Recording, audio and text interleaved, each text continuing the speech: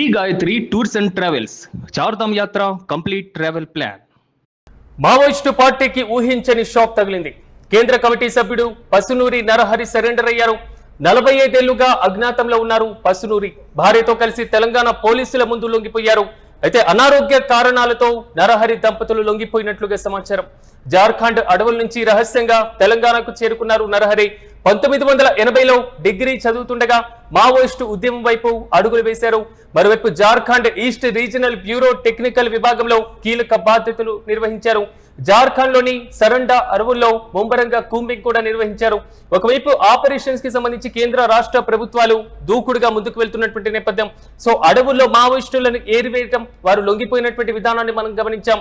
Operation Kagar ను కేంద్ర ప్రభుత్వం ఉక్కుపాదంతో మోపుతున్నటువంటి నేపథ్యంలో తాజాగా మరో కీలకమైనటువంటి మావోయిస్టు పార్టీ నేత నరహరి పోలీసుల ముందు లొంగిపోయినటువంటి అంశం.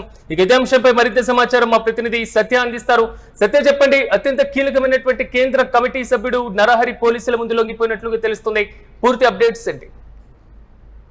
మావోయిస్ట్ పార్టీ కేంద్ర కమిటీ సభ్యుడైనటువంటి పసునూరి నరహరి ఆయన భార్యతో సహా మరి వరంగల్లో లొంగిపోవడం జరిగింది. దాదాపు 45 ఏళ్ల అజ్ఞాతంలో ఉన్నటువంటి వ్యక్తి లొంగిపోవడం పార్టీకి ఊహించని ఎదురుదెబ్బ అని చెప్పుకోవచ్చు ప్రధానంగా. ఎందుకంటే ఒక గ్రామ స్థాయి నుంచి కూడా కేంద్ర కమిటీ స్థాయి వరకు వెళ్ళాడు అంటే మరి ఆయన పార్టీ పట్ల పెద్ద ఎత్తున ఏదైతే దానికి సంబంధించి అంటే మావోయిస్టు భావజాలాలకు సంబంధించి ఆకర్షితుడయి డిగ్రీ చదువుతున్న సమయంలో 1980లో ఆయన ఈ డిగ్రీ చదువుతున్న సమయంలో నక్సల్ సిద్ధాంతాలకు ఆకర్షితుడై లోకల్ గా వరంగల్ జిల్లాలో అప్పుడు కొంత ఉద్యమాలకు కావచ్చు, వీటన్నిటికి కావచ్చు, భూ ఉద్యమాలకి భూసేకరణలు అప్పుడు చేస్తున్నటువంటి దొరలు వీటన్నిటిని కూడా అణచివేస్తూ కూడా అంటే ఒక్కొక్క స్థాయికి ఎదిగి అంటే జిల్లా వ్యాప్తంగా కొంత పట్టు సాధించుకున్నాడు. దాని తర్వాత రాష్ట్ర క్యాడర్ లో వెళ్ళారు. దాని తర్వాత దేశ క్యాడర్ లోకి కూడా వెళ్ళి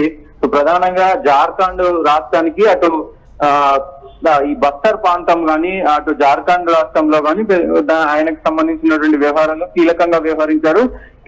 ప్రధానంగా ఆయన కేంద్ర కమిటీలో వ్యూహాత్మకమైనటువంటి దాడులు చేయడంలో చాలా దిట్ట. ఆ వ్యూహాలు రచించడంలో కూడా నరహరి చాలా దిట్ట అని చెప్పుకోవచ్చు. అయితే Jharkhand east regional bureau technical విభాగంలో అత్యంత కీలకమైనటువంటి బాధ్యతలు నిర్వహించినటువంటి వ్యక్తి. సో ఇప్పుడు లొంగిపోవడానికి అయితే ప్రధాన కారణం అయితే జార్ఖండ్ సరండా అడవుల్లో భద్రతా బలగాలు కూబింగ్ ఏదైతే మిసిర్ బేస్రాకు సంబంధించి పెద్దగా కూబింగ్ అయితే నడుస్తుంది. దాదాపు 5,000 మంది పోలీసుల బలగాలతో అక్కడ మిసిర్ బేస్రా కోసం అయితే గాలింపు చర్యలు జరుగుతూ ఉన్నాయి. ఆ అడవులు మొత్తం కూడా జల్లడబడతా ఉన్నారు. కొంత ఆరోగ్యం కూడా వీళ్ళిద్దరికి భార్య భర్తలు ఇద్దరికి కూడా సహకరించకపోవడంతో మరి వాళ్ళు లొంగిపోయిన పరిస్థితి కనబడతా ఉంది. సో వాళ్ళకి ఉన్నటువంటి ఏదైతే రివార్డ్స్ కావచ్చు అవన్నీ కూడా మరి ఛత్తీస్గఢ్ దానికి పైన ఉన్నటువంటి ఎగువ రాష్ట్రం జార్ఖండ్, 2 రాష్ట్రాలను దాటుకొని తెలంగాణ ముందే లొంగిపోవాల్సినటువంటి అవసరం ఎందుకు వస్తుంది? ఆయా రాష్ట్రాలు కల్పిస్తున్నటువంటి ప్రోత్సాహకాలు ఏ విధంగా ఉన్నాయి? అంటే ప్రధానంగా ఇక్కడ సిరాజ్ మావోయిస్టులు అందరూ కూడా గతంలో కీలక కేంద్ర కమిటీ సభ్యులందరూ కూడా తెలంగాణలోనే ఎందుకు లొంగిపోయారంటే తెలంగాణలో ఉన్నటువంటి ఇక్కడ ప్రభుత్వం కావచ్చు, ఇక్కడ పోలీసులు నిర్వహిస్తున్నటువంటి విధి విధానాలు కావచ్చు ఆకర్షితులైనారు. ఇక్కడ పోలీసుల వ్యవహారంలో ఎక్కడ కూడా ప్రాణహాని లేకుండా వాళ్ళని పట్టుకుంటున్నారు.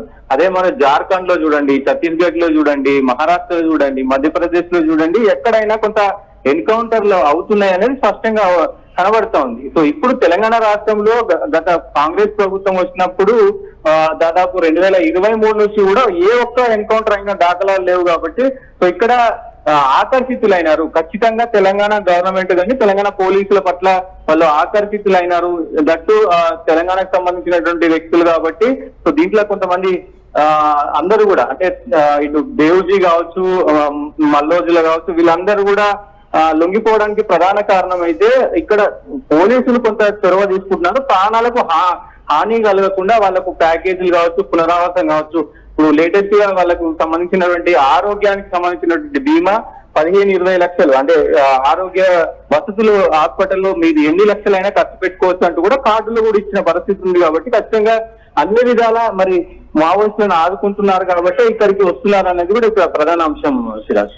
సత్య, at the same time Narahari ఎలాగే ఇప్పుడు లొంగిపోయారు, ఇంకా ఎవరైనా కీలక నేతలు ఉన్నారా పెండింగ్ లో ఇంకా లొంగిపోకుండా దీనికి సంబంధించినటువంటి అంశాలు? సో వారితో ఏమైనా చర్చలు జరపడం, ఆల్రెడీ లొంగిపోయినటువంటి వారి నుంచి వారికి కొంతవరకు హింట్ ఇవ్వడం, ఇలాంటి ప్రక్రియ ఏమైనా చేపట్టేటువంటి అవకాశం ఉండొచ్చా?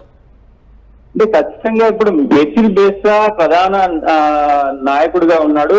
జార్ఖండ్ తో సహా 5 రాష్ట్రాలకు సంబంధించిన కీలక వ్యక్తి మిథిల్ బేస్రా. ఆయన కోసం గాలింపు చర్యలు జరుగుతూ ఉన్నాయి. దాదాపు 5,000 నుంచి 10,000 మంది బలగాలు, సిఆర్పిఎఫ్ కావచ్చు, కోబ్రా కావచ్చు, ఇట్లా చాలా బలగాలు అయితే కూపింగ్ చేస్తా ఉన్నాయి. సో ఆ మిథిల్ బేస్రాతో పాటు ఇంకొక 2-3 కీలక నేతలు ఉన్నారు. తప్ప తెలంగాణలో దాదాపు క్యాడర్ అంతా కూడా ముగిసినట్లేదు సిరాజ్. ఎందుకంటే అందరూ కేంద్ర కమిటీ సభ్యులు, ఇక్కడ రాష్ట్ర కమిటీ సభ్యులు, అలాగే మావోయిస్టు భావజాలాలు ఉన్నటువంటి చాలా మంది లొంగిపోయారు. ఒకరిద్దరు ఉన్న పరిస్థితులు ఉన్నాయి, కానీ ఎక్కడ కూడా వాళ్ళు యాక్టివ్ గా ఉన్నట్టు కానీ లేదంటే వాళ్ళ కదలికలు ఉన్నట్టు కానీ పోలీసులు గుర్తించలేదు. సో ఇప్పుడు తెలంగాణ రాష్ట్రం కూడా మావోయిస్టు రహిత రాష్ట్రంగా ఏర్పడ్డది కాబట్టి ఖచ్చితంగా కేంద్రంలో మాత్రం ఒక్క ఇద్దరు కీలక నేతలు ఉన్నారు. వాళ్ళతో ఒక 200 మంది 300 మంది దాకా మావోయిస్టులు అయితే ఇంకా మరి అడవుల్లో ఉన్న పరిస్థితి కనబడతా ఉంది. వాళ్ళు కూడా ఒక 1-2 నెలల్లో కూడా లొంగిపోయే అవకాశాలు కనబడతా ఉన్నాయి Siraj. Yes, right Satya, thank you. మొత్తం మీద మావోయిస్టు పార్టీకి ఊహించని షాక్ తగిలింది. కేంద్ర కమిటీ సభ్యుడు పసునూరి నరహరి సరెండర్ అయ్యారు. 45 ఏళ్లుగా అజ్ఞాతంలో ఉన్నటువంటి పసునూరి తాజాగా భార్యతో కలిసి తెలంగాణ పోలీసుల ఎదుట లొంగిపోవడం జరిగింది. ప్రధానంగా అనారోగ్య కారణాలతో నరహరి దంపతులు లొంగిపోయినట్లుగా సమాచారం. జార్ఖండ్ అడవుల నుంచి రహస్యంగా తెలంగాణకు చేరుకున్నారు నరహరి. 1980లో డిగ్రీ చదువుతుండగా మావోయిస్టు ఉద్యమం వైపు అడుగులు వేశారు. అయితే Jharkhand east regional bureau technical విభాగంలో కీలకమైనటువంటి బాధ్యతలు నిర్వహిస్తున్నారు ప్రస్తుతం నరహరి. జార్ఖండ్ లోని సరండా అడవుల్లో ముమ్మరంగా కూంబింగ్ చర్యలు కూడా చేపట్టారు పోలీసులు, కేంద్ర బలగాలు. ఈ నేపథ్యంలో ఆపరేషన్ ఖగార్ ను కేంద్ర ప్రభుత్వం కీలకంగా ప్రతిష్టాత్మకంగా తీసుకుంది. మార్చి వరకు దీనికి సంబంధించినటువంటి డెడ్ లైన్ ఉన్నప్పటికీ డెడ్ లైన్ కంప్లీట్ అయినా ఇంకా పెండింగ్ లో ఉన్నటువంటి మావోయిస్టు పార్టీకి సంబంధించినటువంటి కీలక నేతలు జనజీవన స్రవంతిలో కలిసిపోయేటువంటి దిశగా అడుగులు వేస్తున్నారు. తాజాగానే నరహరి పయనం కూడా అలాగే సాగింది. ఇక మిగిలినటువంటి మావోయిస్టుల వైపు కూడా కూంబింగ్ నిర్వహించేటువంటి అవకాశాలు అయితే కనబడుతున్నాయి. తెలంగాణ ప్రభుత్వం ఇస్తున్నటువంటి ప్రోత్సాహకాలతో పోలిస్తే ఇతర రాష్ట్రాలు, మరి ముఖ్యంగా ఛత్తీస్గఢ్ తో పాటుగా జార్ఖండ్ రాష్ట్రాల్లో ఉన్నటువంటి ప్రోత్సాహకాలు, వారికి ఇస్తున్నటువంటి ఏదైతే లొంగుబాటుకి సంబంధించినటువంటి ప్రక్రియలు కొంతవరకు సాధారణంగా లేనటువంటి పరిస్థితులు మనం చూస్తున్నాం. సో ఈ నేపథ్యంలో నరహరి లొంగిపాటుకు మాత్రం మావోయిస్టు పార్టీకి ఒక ఎదురు దెబ్బగానే భావించాలి.